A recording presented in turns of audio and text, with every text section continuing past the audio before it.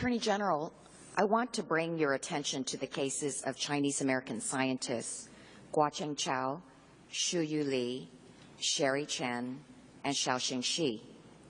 All of these named individuals, despite their ethnic names, are American citizens, and all of them have been filed, suspected, and treated as spies by our nation's government within the past 2 years, only to have all charges dropped.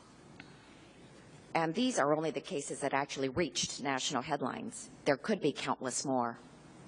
2 of these individuals, Sherry Chen and Xiaoxing Xi, are here at today's hearing, sitting 2 rows behind you. I want to take a moment to share their stories with you.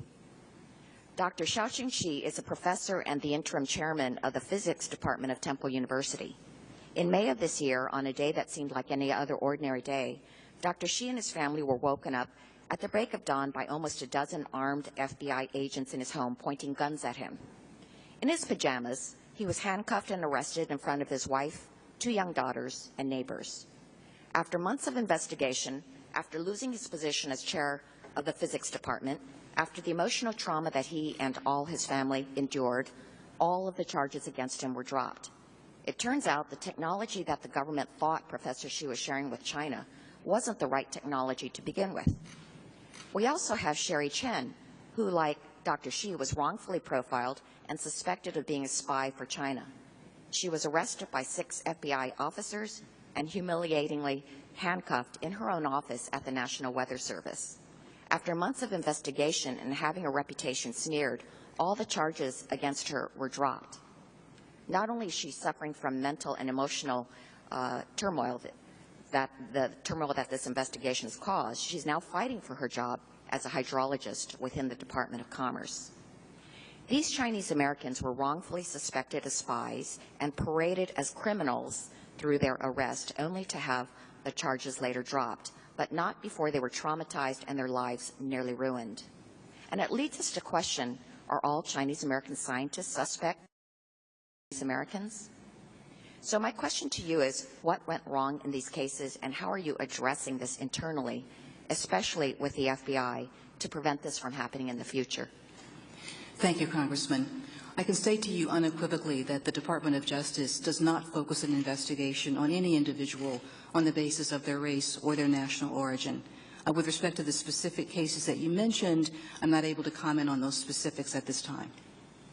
Even if you can't comment on the specifics of the cases, I will follow up with you personally on the details of these cases. There is no question that we must fight against espionage and threats to American innovation. But in this process, we must not ensnare innocent Americans that make this nation great or undermine our fundamental values of liberty, due process, and equality under the law. This is especially true in light of the horrendous Paris attacks, which senselessly took over 120 lives in an act of terror. While we must combat terrorism and protect our national security, we must also not impinge upon fundamental rights.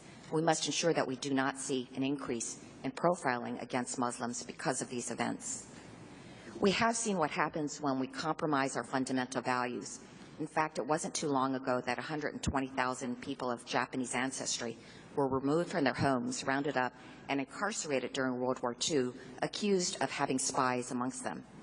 They were proud Americans, but their citizenship meant nothing. In the eyes of our government, all of them were potential spies, outsiders, and enemies. Yet over 60 years later, not a single case of espionage has ever been proven. Today, when we profile Chinese American scientists in this manner, or any American on the basis of their race, ethnicity, religion, or country of origin, our government is telling our own citizens, our own communities, that they are un-American and that it's okay to fear or even hate them. When this happens, in my opinion, we have failed as a government and as Americans. I yield back.